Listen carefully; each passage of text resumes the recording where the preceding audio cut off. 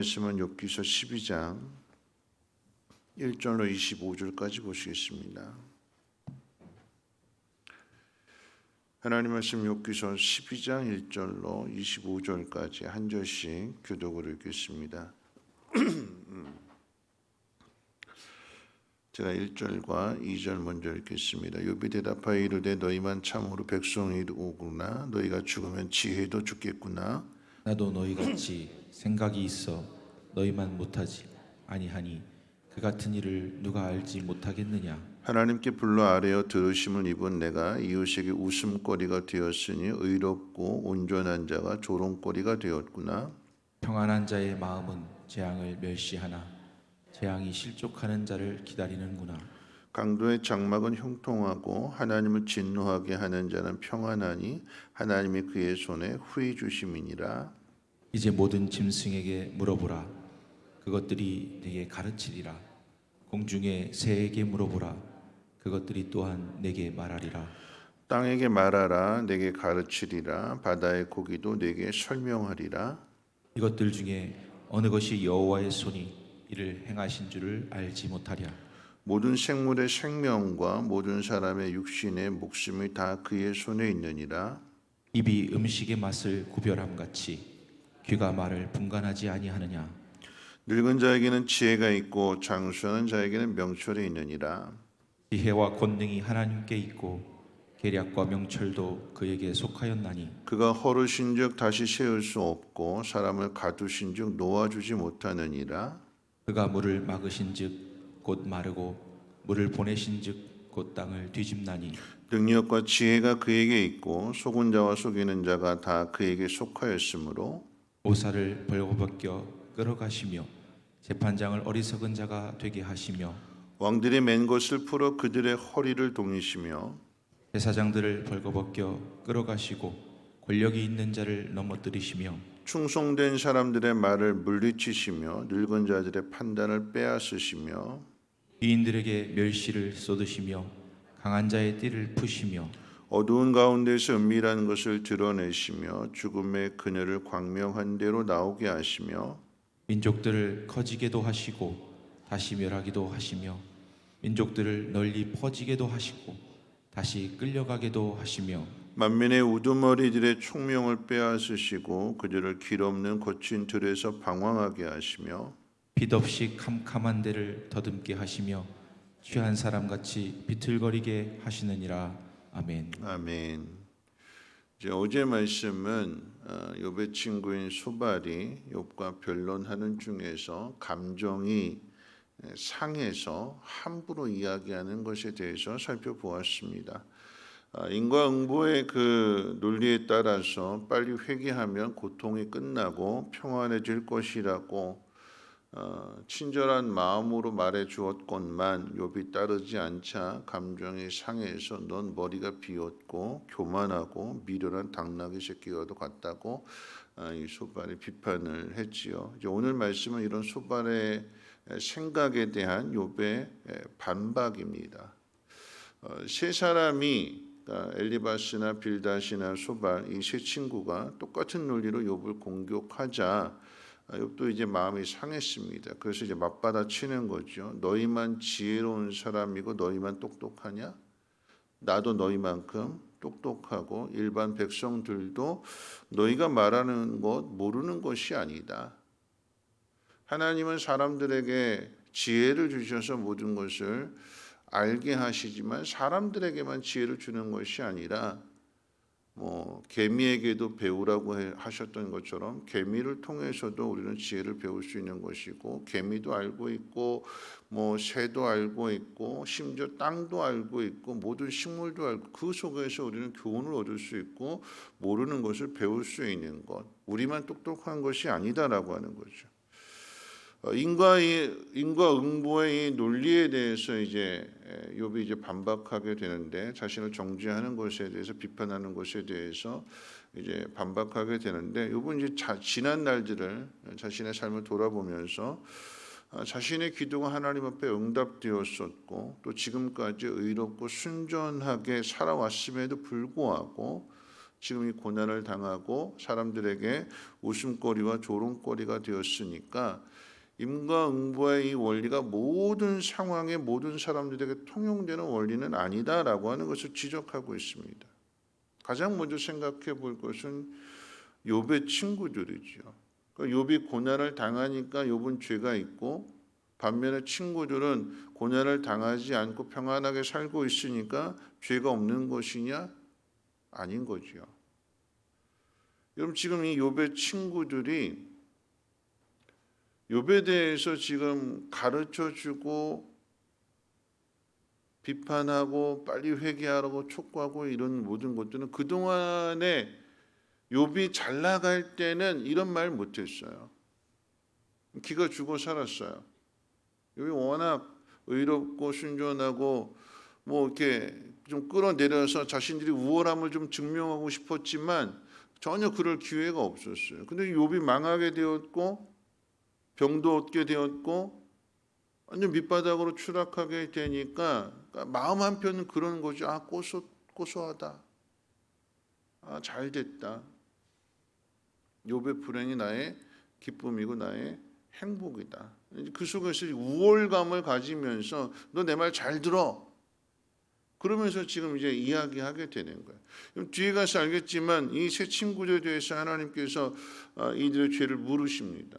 너희들의 죄는 너희들이 함부로 했던 말들은 욥이 용서를 해 주어야만 내가 용서해 줄 것이다. 그러니까 빨리 가서 욥에게 용서를 구해라. 그 이야기는 이 세 친구들에게 죄가 있다라고 하는 거죠.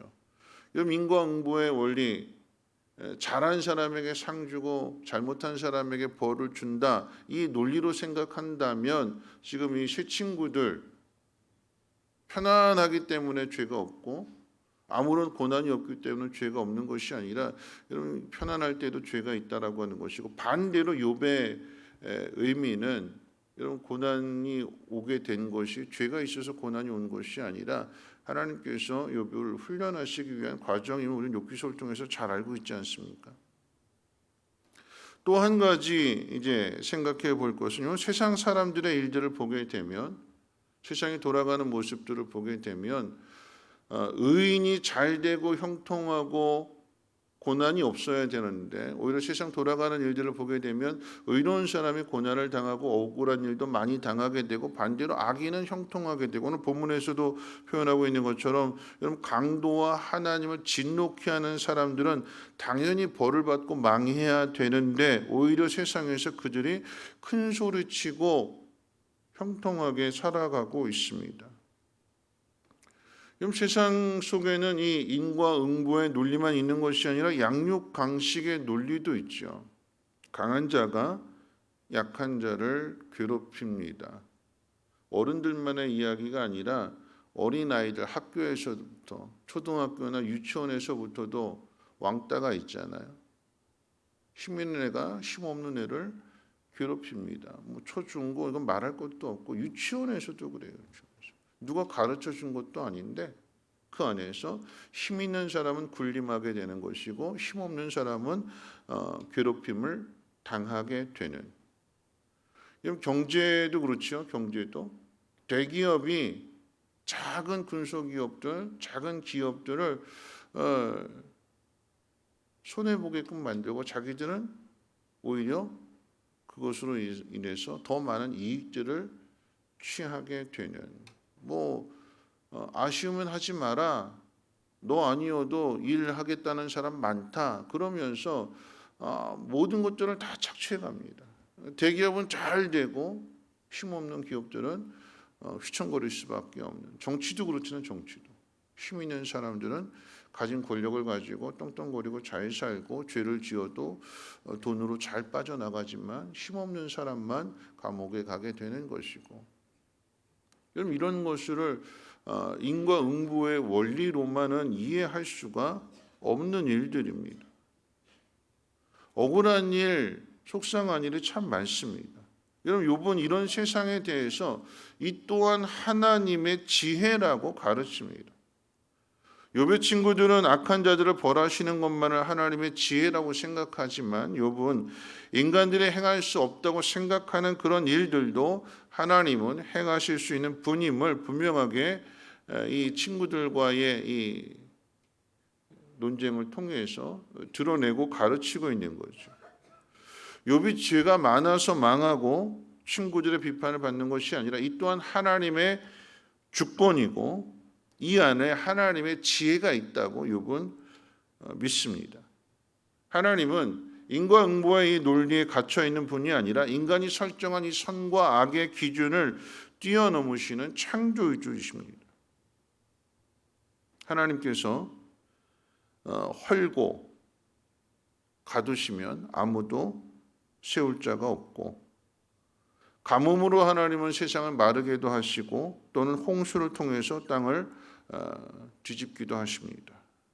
속은 자와 속이는 자가 하나님 앞에 있고 한 나라의 지도자들이 전부 하나님의 능력 아래 있습니다. 모사와 재판장과 열왕과 제사장 등 하나님께서 한 나라를 통치하기 위하여서 권력을 그들에게 맡기시기도 합니다.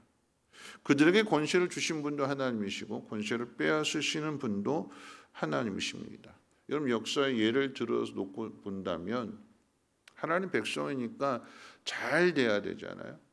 고난이 없어야 되잖아요. 그런데 이스라엘 백성들이, 유대인들이 로마 네로 황제에게 핍박을 받게 되고 순교를 당하기도 하고, 또 한참 시대가 흘러서 독일의 히틀러에게 있어서 유대인들이 수용소에서 억울한 죽음을 당하기도 합니다. 히틀러는 의롭고 유대인들은 죄가 많아서 이런 일들이 벌어지는 걸까요? 아닌 거죠. 인과응보의 논리로만 하나님을 다 판단할 수 없다라고 하는 것이고, 이 모든 것이 하나님의 주권 안에 있습니다.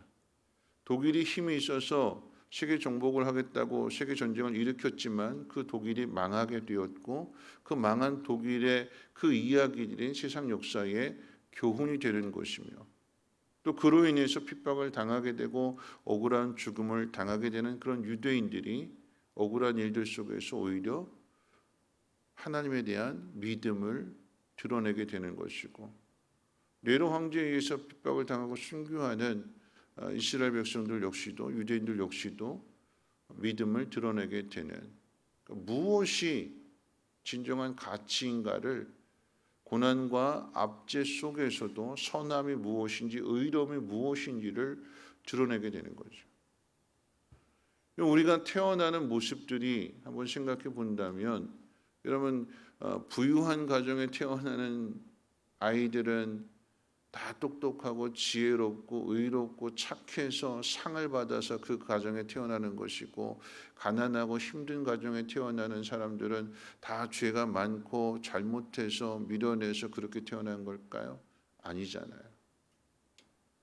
부유한 가정에 태어난 아이들이 부모로부터 받게 되는 그 모든 것들 때문에 삐뚤어질 수도 있고, 반대로 가난하고 힘든 가정에서 태어난 아이들이 부모님 고생하는 그 모습을 보면서 내가 열심히 해야겠다 그러면서 그 속에서 자기를 가꾸어가고 자기를 연단해가는 그런 아이들도 많잖아요. 그럼 이 모든 것이 하나님의 주권 안에 있다라고 하는 것입니다. 그러니까 욥이 그걸 인정하는 거예요. 왜 내가 이렇게 고난을 당할까? 내가 이렇게 억울하고 힘든 일을, 이유를 알 수 없는 고난을 당하고 있지만, 그러나 이 모든 것도 하나님의 주권과 하나님의 지혜, 하나님의 능력 안에 있음을 이 친구들과의 반박 논쟁을 통해서 지금 그것을 드러내고 나타내고 있는 것입니다. 그러니까 우리가 알지 못했던 것들을 고난을 통해서 하나씩 깨달아가고 알게 되는 것이고, 뒤에 가게 되면, 이제 말씀 마칠 텐데요, 뒤에 가게 되면 이 욥이 잃어버렸던 모든 것들을 다시금 회복하잖아요. 고난을 통해서 하나님의 깊은 뜻을 깨닫게 되는 것이고, 내 인생 끝났다. 어제 말씀으로 이야기해 본다면, 이제 욥의 그 상황이 그저께 말씀으로 이야기한다면, 욥의 상황이 이제는 죽어도 광명이 없고 흑암으로만 가득할 것이라고.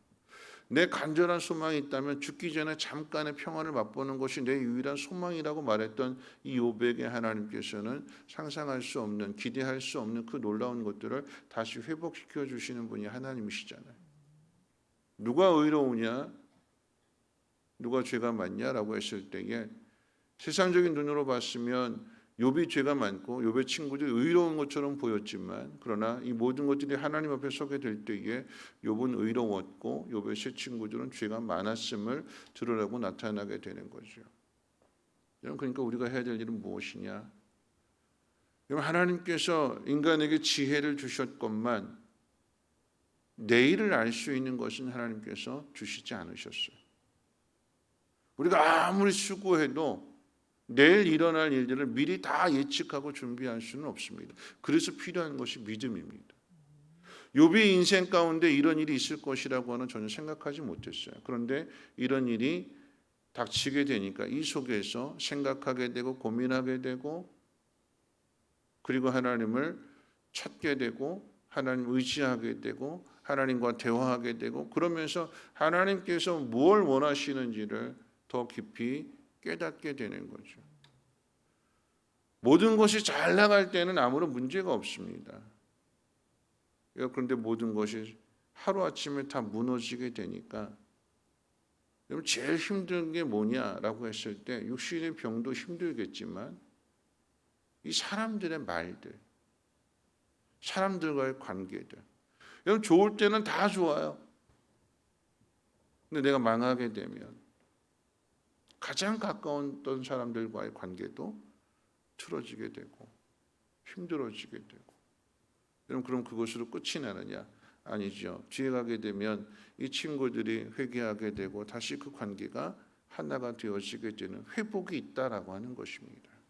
누가 이 일을 하실까요? 하나님이 이 일을 이루어 가십니다. 그러니까 우리가 해야 될 일은 하나님 앞에 묻는 것밖에 없어요. 하나님, 이해를 할 수 없지만 그러나 이 모든 것이 하나님의 지혜와 하나님의 능력과 하나님의 그 주권 안에 있음을 믿습니다.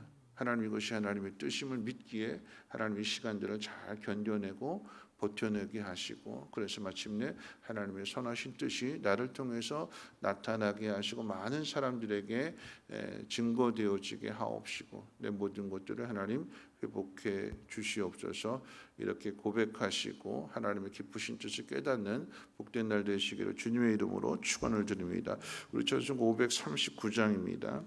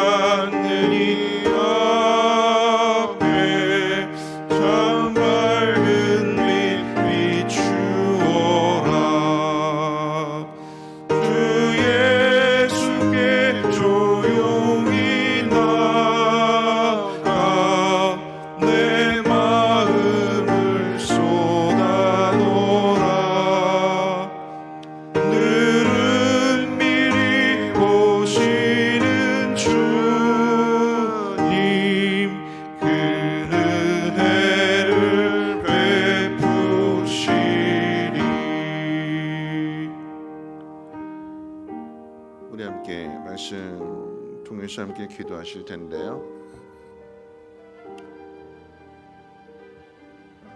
다 좋을 때는, 편안할 때는 아무런 문제가 없지요.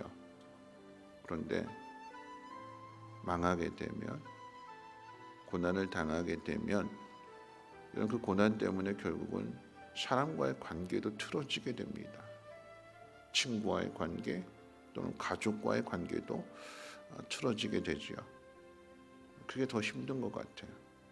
아무도 없게 되는 것이고. 근데 그럼에도 거기에 하나님의 뜻이 있습니다. 그러니까 어떻게 해요? 하나님 찾을 수밖에 없고, 하나님 의지할 수밖에 없고, 하나님 앞에 물을 수밖에 없고, 도움을 구할 수밖에 없는. 그래서 하나님을 알게 될 때에 하나님께서는 그 모든 것들을 다시 회복시켜 주시는 하나님이십니다. 고난 때문에 하나님을 알게 되고 하나님을 찾게 되고 더 깊은 것을 깨닫게 된다면, 그리고 그 모든 것이 다시금 회복되어진다면 그것은 손해보는 일이 아니라 복이 되는 것이고 유익이 되는 것입니다. 그래서 성경은 우리에게 고난 당할 때 기뻐하라고 했습니다. 오늘 우리에게 주어진 삶이 힘든 모습들 속에서 하나님의 주권이 있음을 깨닫고, 하나님의 능력과 지혜가 있음을 깨닫고, 하나님 알게 하시고 하나님 선한 길로 인도하셔서 더 깊은 것을 깨달으며 우리의 믿음이 한 단계 더 성장해 갈 수 있도록 하나님 우리를 도와주시옵소서. 이 새벽에 하나님 구하겠사오니, 하나님 자연을 통해서도 말씀해 주시지만 하나님 직접 들려주시고 깨닫게 해주셔서 하나님의 선하신 뜻 가운데 살아갈 수 있는 우리의 믿음 되게 달라고 함께 통성으로 하나님 앞에 기도합니다. 거룩하신 하나님 감사합니다. 오늘 하나님 말씀을 듣습니다. 하나님 연약하고 부족함을 하나님 긍휼히 여겨 주셔서 하나님 우리는 하나님 의지할 수밖에 없습니다. 하나님 없이 그저 흘러가는 대로 모든 법칙대로 살아가는 것이 아니라 때로는 그 법칙이 깨져서 하나님 힘들고 고달파지고 외롭고 어려울 때가 참 많이 있습니다. 그럴 때 우리가 구해야 될 것은 하나님입니다. 하나님, 오늘 이 새벽에 하나님 앞에 나와 하나님의 도우심을 구하며 하나님의 뜻을 구하오니 하나님 깨달아 알게 하옵시고 우리의 모든 마음들 하나님 앞에 다 쏟아낼 때에 하나님 들으시고 어루만져 주시고 고쳐주시고 깨닫게 해주시고 하나님 기뻐하시는 그 길로 하나님 우리를 인도해 주시옵소서.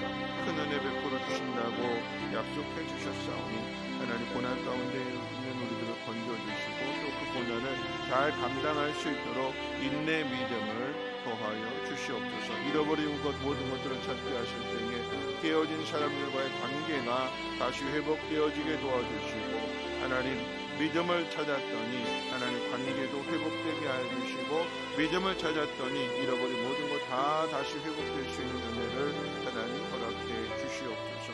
하나님을 더 깊이 알아감으로 인하여 우리의 미래의 일을 알지 못하지만 하나님에 대한 믿음으로 인하여서 담대하게 하옵시고 강하게 하옵시고 하나님 주눅들지 않고 더욱더 믿음으로 살아갈 수 있는 우리 모두가 되게 도와주시옵소서.